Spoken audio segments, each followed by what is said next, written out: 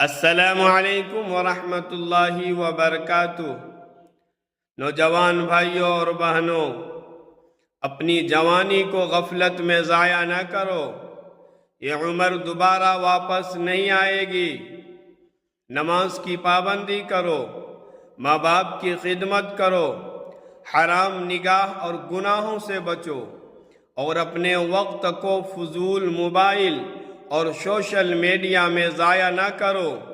میرے بھائیوں، یاد رکھو، یہ جوانی اللہ تعالیٰ کی بہت بڑی نعمت ہے، اور اس نعمت کے بارے میں قیامت کے دن بھی سوال ہوگا۔